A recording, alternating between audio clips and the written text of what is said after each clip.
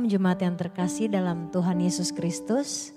Kembali kita berjumpa dalam ibadah tengah minggu Rehoboth Church. Mari Bapak Ibu Saudara kita siapkan hati dan pikiran kita untuk mendengarkan kebenaran firman Tuhan. Kami datang ke hadirat-Mu Tuhan, membawa syukur, pujian dan hormat kami kepadamu.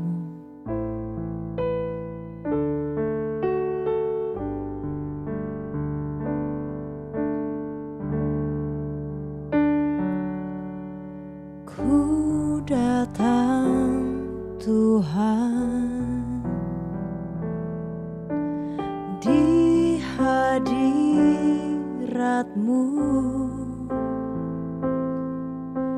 ku siapkan hatiku untuk menyembah-Mu. Haus jiwaku, Kau yang ku rindu, hanya Kau yang ku cinta, bagiku Kau segalanya. Ku rindukan Kau hadir saat ini, melawat umat-Mu. Ku persembahkan cinta dan hormatku kepadamu Bapa. Mari dengan lebih sungguh kembali katakan, ku datang Tuhan ke hadirat-Mu.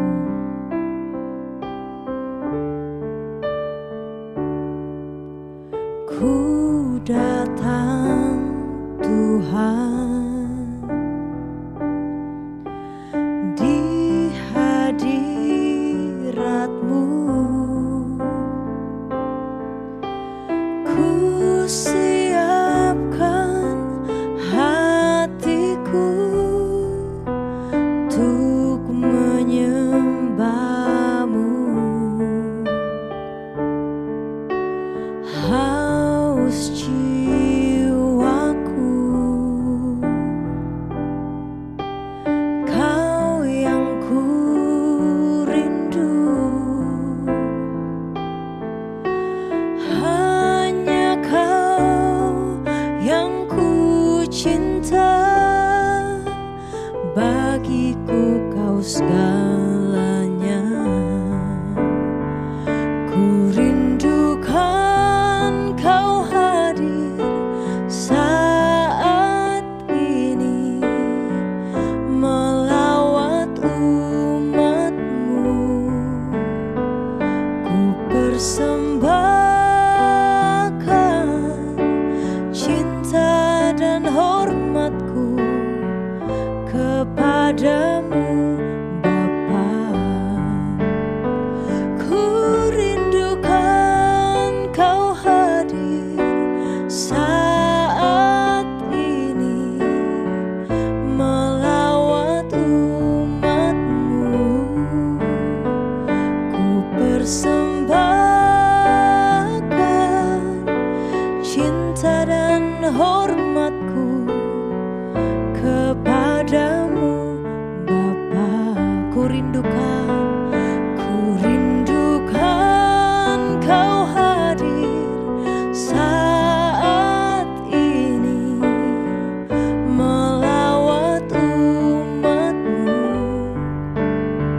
Ku persembahkan cinta dan hormatku kepadamu Bapa. Kepadamu Bapa, kepadamu Bapa.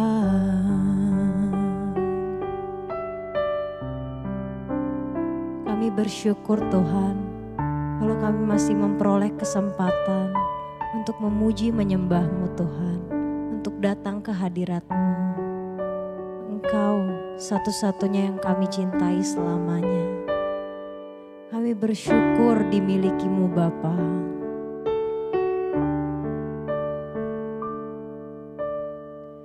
Hanya karena Engkau Bapa, aku ada hari ini. Cerah atau hujan musimku, yang aku tahu Engkau ada. Hanya karena Engkau Tuhan, aku ada hari ini. Terang atau gelap jalanku, yang aku tahu Engkau beserta. Ku bersyukur dan bersyukur, Kau jadikan semua baik bagiku. Ku selalu ada di dalam genggamu, Kau Allah Immanuel. Ku bersyukur dan bersyukur, Kau jadikan sempurna bagiku. Hidupku milik-Mu, hanyalah bagi-Mu. Ku bersyukur dimiliki-Mu. Mari kembali katakan, hanya karena Engkau Tuhan, aku ada hari ini.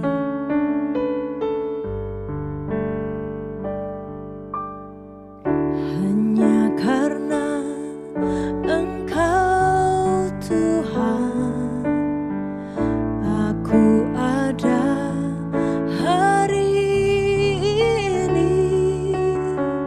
Terang atau gelap jalanku, yang aku tahu Engkau beserta. Ku bersyukur dan bersyukur, Kau jadikan semua baik bagiku. Ku selalu ada di dalam genggamu, Kau Allah Immanuel. Ku bersyukur dan bersyukur, Kau jadikan sempurna bagiku. Hidupku milik-Mu, hanyalah bagi-Mu. Ku bersyukur dimiliki-Mu. Hidupku milik-Mu, hidupku milik-Mu, hanyalah bagi-Mu. Ku bersyukur dimiliki-Mu. Hidupku milik-Mu, hanyalah bagi-Mu. Ku bersyukur dimiliki-Mu.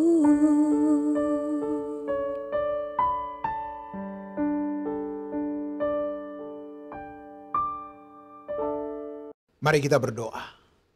Kami bersyukur ya Tuhan, Engkau masih menganugerahkan kesempatan bagi kami untuk boleh belajar firman-Mu melalui ibadah tengah minggu. Kami rindu mendengarkan firman-Mu. Bapa, berkatilah kami, biar sungguh-sungguh apa yang kami pahami ini menggirangkan kami, menyemangati kami untuk menggulirkan hari-hari kami. Diberkatilah kami karena Engkau ya Tuhan. Dalam nama Yesus kami berdoa, haleluya. Amin. Bapak Ibu Saudaraku sekalian, di ibadah tengah minggu hari ini, saat ini, kesempatan ini saya menyampaikan satu topik yang tidak asing tentunya bagi kita, yaitu rasa cukup. Nah, sebelum lebih jauh, saya menyampaikan kebenaran firman Tuhan ini. Mari kita membuka dari firman Tuhan, yaitu 1 Timotius pasal yang ke-6. Kita mulai dari ayat yang ke-6 sampai ayat yang ke-10. Demikian firman Tuhan. Memang ibadah itu kalau disertai rasa cukup memberi keuntungan besar. Sebab kita tidak membawa sesuatu apa ke dalam dunia dan kita pun tidak dapat membawa apa-apa keluar. Asal ada makanan dan pakaian cukup. Tetapi mereka yang ingin kaya terjatuh ke dalam pencobaan, ke dalam jerat, dan ke dalam berbagai-bagai nafsu yang hampa dan yang mencelakakan, yang menenggelamkan manusia ke dalam keruntuhan dan kebinasaan. Ayat 10. Karena akar segala kejahatan ialah cinta uang. Sebab oleh memburu uanglah beberapa orang telah menyimpang dari iman dan menyiksa dirinya dengan berbagai-bagai duka. Sampai di situ pembacaan firman Tuhan, saudaraku yang kekasih dalam Tuhan. Tentu kita tahu Rasul Paulus yang menasehati anak rohaninya, yaitu Timotius, yang dipercayakan menjadi penanggung jawab dari pengembalaan jemaat yang ada di Efesus. Tentu Rasul Paulus ini telah melewati banyak hal di dalam pengabdiannya kepada Tuhan dan sesama. Sehingga dengan tekad yang bulat memutuskan untuk tetap berdiri teguh menghidupi kebenaran tanpa adanya kompromi. Nasihat yang disampaikan kepada Timotius anak rohaninya untuk waspada, jangan sampai terinfeksi oleh ajaran palsu dalam mengemban tugas pelayanan di jemaat Efesus. Para guru palsu di Efesus secara lahiriah menjalankan ibadah dengan balutan palsu kesalehan untuk meraih kekayaan dengan mudah. Mereka ini terdorong oleh keserakahan sebagai motivasi yang utama dalam mengajar dalam pelayanan, bahwa kekayaan menandakan bahwa Allah mensahkan pengajaran tersebut. Guru-guru palsu pengajar sesat mengajarkan seolah-olah kekayaan menjadi bukti nyata atas keberpihakan Allah kepada mereka. Ajaran palsu yang terus disuarakan ini sangat membahayakan, merusak hubungan antar sesama jemaat, aktivis gereja, bahkan para pendeta. Ini bukan hanya cerita, tetapi ini adalah fakta dan realita. Banyak agama dan kepercayaan di dunia ini mengajarkan bahwa manusia beribadah kepada Tuhan supaya dilimpahi dengan berkat materi. Seolah-olah kekayaan adalah sebuah kompensasi yang layak dan wajib diberikan oleh Tuhan kepada mereka yang datang beribadah. Tentu semangat dan gairah ini telah diwarisi oleh banyak gereja, juga gembala sidang, bahkan para pendeta. Pemahaman ini tentunya Bapak Ibu sangat bertolak belakang dengan kekristenan yang tidak alkitabiah. Sebagai orang percaya yang berpihak kepada kebenaran firman Allah, bahwa kekayaan merupakan bagian dari berkat Allah yang mencukupkan kita, bukan tujuan mutlak hidup kita. Nah, tentu mari kita berpikir bertalian dengan tema yang mau saya sampaikan, yaitu rasa cukup.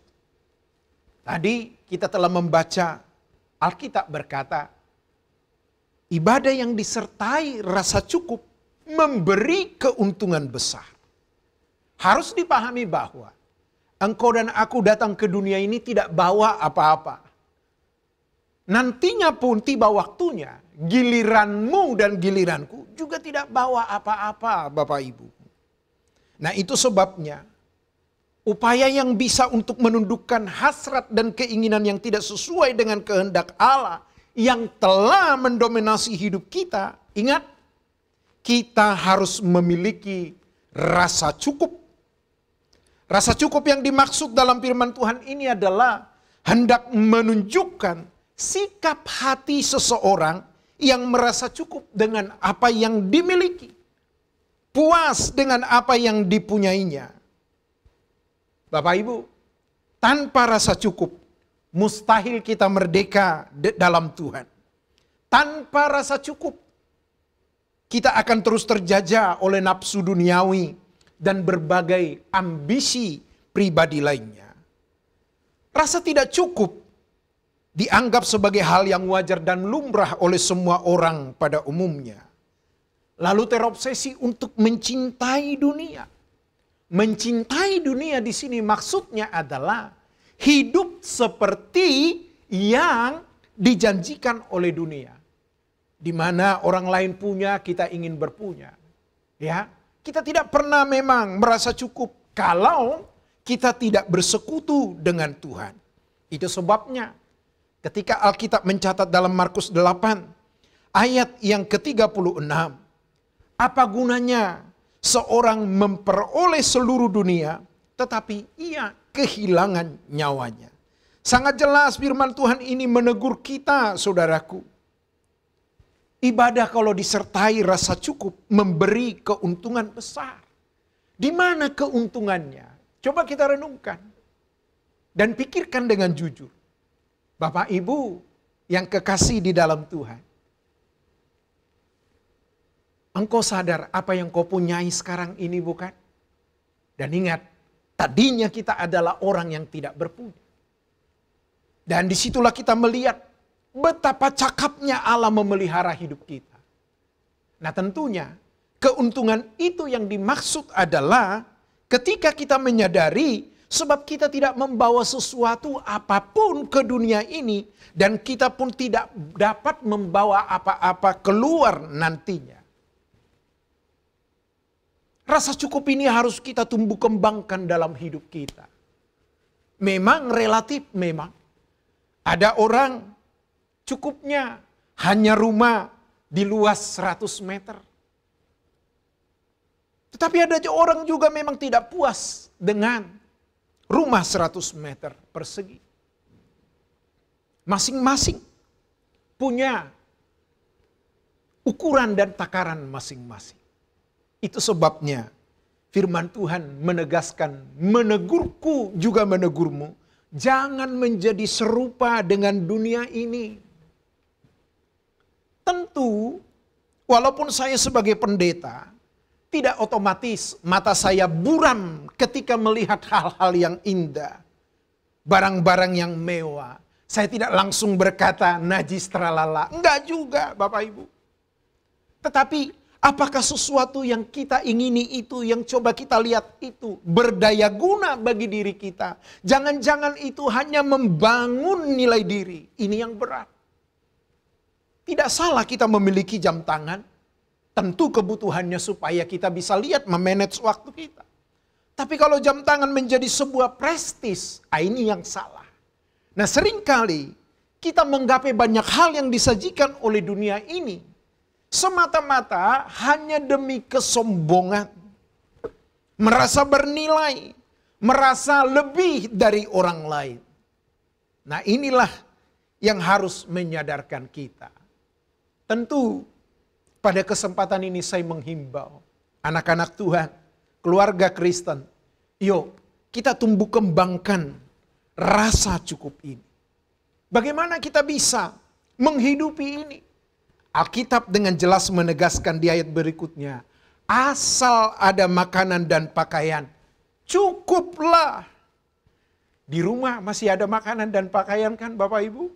Haleluya. Masih. Terus Pak ingin punya mobil. Kalau sudah waktunya miliki. Tapi kalau belum gak usah maksa.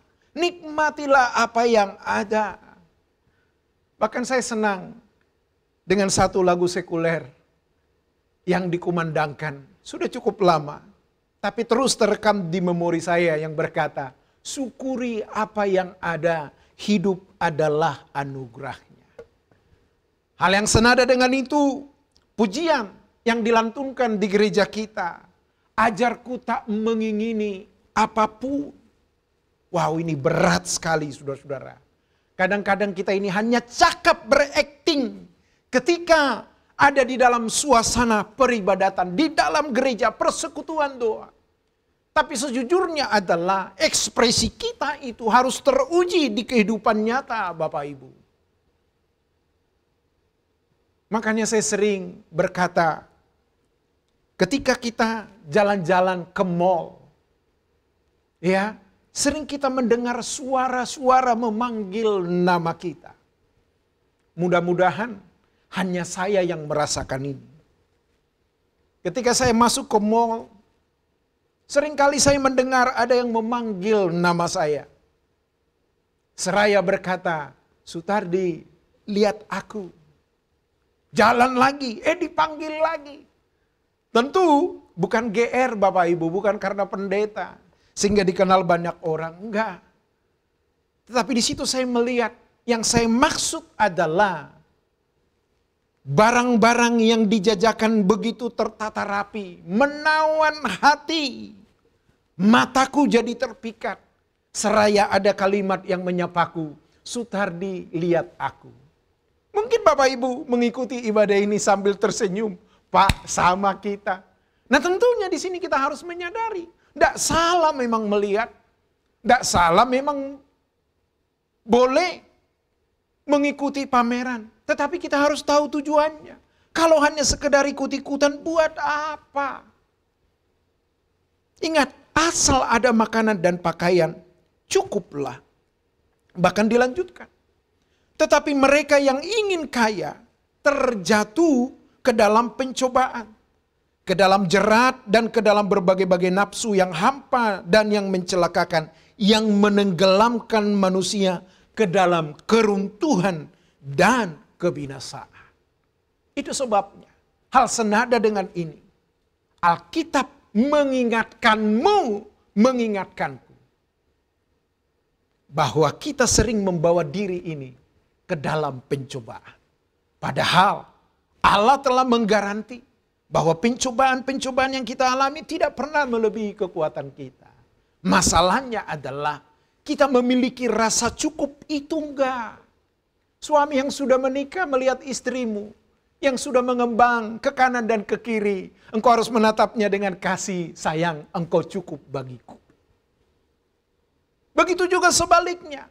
Anak-anak pun tidak perlu membanding-bandingkan orang tua temanmu dengan orang tuamu. Harusnya engkau berkata, Papa Mama engkau cukup bagiku. Kalau kita tingkatkan lagi, harusnya kita dengan lantang berkata, Tuhan engkau cukup bagiku. Jangan berkata, Tuhan engkau cukup bagiku. Plus, itu salah. Itu salah. Ingat, memang ini enggak gampang. Apalagi di gereja kita yang sering mengajarkan, Tuhan kebahagiaanku. Kalimat itu benar. Prakteknya setengah mati, saudara-saudaraku. Karena kegiranganmu, kesukacitaanmu sering ditentukan oleh berbagai hal yang menempel dalam hidup kita. Ingat, memiliki itu tidak salah. Tetapi ingat, cara untuk memiliki itu pun perlu diperkarakan. Kalau sudah tiba waktunya, apa yang coba kita upayakan, apa yang coba kita kumpulkan, ingat. Jangan sampai engkau dipaksa untuk melepaskan semuanya itu dengan apa? Kematian. Ngeri, saudaraku. Nah, untuk itu sadarlah kita, ya. Dunia kita saat ini terbius dengan semangat materialisme yang begitu kuat. Sehingga manusia menjadi manusia yang konsumeristis, bergaya hidup konsumtif. Belum lagi kecanggihan teknologi di era digital sekarang. melalui gadget dan juga teknologi yang lain, menyajikan semua dalam genggaman tangan di depan mata. Iklan yang tiada henti menawarkan berbagai produk, dari kosmetik kecantikan, fashion, perhiasan kendaraan, dan berbagai barang berharga lainnya. Semua ini telah membangkitkan minat yang memikat hati banyak orang untuk memiliki apa yang disajikan oleh dunia ini. Keadaan ini membuat orang tidak mampu membedakan apa yang menjadi kebutuhan, apa yang menjadi keinginan. Ingat, kebutuhan utama kita adalah hanya makan minum. Nah, kalau seseorang, Bapak Ibu, sudah tidak bisa membedakan mana kebutuhan atau keinginan untuk menjalani hidup ini, sudah pasti rusak hidupnya. Yang ngomong ini pun terus bertarung, Bapak Ibu. Tuhan yang berkemurahan menghendaki setiap kita memiliki rasa cukup. Ibadah yang disertai rasa cukup artinya ibadah dengan hati yang puas bersama Tuhan Yesus Kristus tanpa membutuhkan tambahan lainnya. Itu sebabnya Alkitab berkata, carilah dahulu kebenarannya dan kerajaannya, maka semuanya akan ditambahkan. Ibadah bukan hanya sekedar mengharapkan berkat semata, melainkan sebuah kesempatan menyampaikan ucapan syukur kepada Tuhan. Ibadah adalah berkarya, mengabdi demi Tuhan dalam semua ruang hidup orang percaya. Baik dalam ruang pribadi, di ruang keluarga, di ruang publik, di kehidupan bermasyarakat, berjemaat, serta berbangsa dan bernegara. Sejatinya, Pak, Bu, saudaraku sekalian, Tuhan itu cukup bagiku dan bagimu. Dengan demikian, memandang kekayaan bukan sebagai tujuan atau goal yang harus digapai, melainkan sebagai alat, sarana, fasilitas menjadi berkat. Ibadah disertai rasa cukup merupakan sebuah dinamika mengungkapkan syukur, terima kasih kepada Tuhan atas segala berkat-Nya. Ibadah disertai rasa cukup, mampu menerima keadaannya tanpa menuntut sesuatu dari Tuhan. Ibadah disertai rasa cukup, memampukan menghargai perbedaan yang ada tanpa menyakiti sesama. Ibadah disertai rasa cukup, bukan sebatas bergereja, berjemaat, melainkan seluruh keberadaan hidup kita. Tentu melalui kesempatan ini, saya menghimbau Bapak Ibu, tumbuh kembangkanlah rasa cukup itu dengan tekun belajar firman Tuhan. Itu sebabnya tim pengembalaan dari GSKI Rehoboth Kelapa Gading berupaya terus untuk menggembalakan jemaat. Dan untuk itu Bapak Ibu, engkau dan aku siapkan dirimu. Jangan melupakan kegiatan-kegiatan gereja kita. Bahkan program-program yang digulirkan oleh gereja kita, termasuk Rehoboth Foundation. Saya menghimbau Bapak Ibu, saya bukan hanya sekedar menghimbau, saya pun harus ikut memikulnya. Dan saya berharap melalui ibadah tengah minggu ini, kita tetap waspada. Kita tahu mana kebutuhan kita dan mana yang keinginan kita. Biarlah Tuhan menolong kita. Tuhan memberkati. Mari kita berdoa. Kami bersyukur berterima kasih kepada Bapa yang merahmati hidup kami. Bapa, sesungguhnya hidup kami adalah anugerah-Mu semata-mata. Kami datang ke dunia ini tidak bawa apa-apa. Dan tak kala tiba waktunya kami juga tidak membawa apa-apa. Kami bersyukur dengan keadaan kami hari ini. Tentu ketika kami mampu merasa cukup. Bahwa cukupnya kami itu hanya Tuhan. Diberkatilah umat-Mu yang dengan setia untuk boleh belajar dan teguh beribadah kepada Tuhan.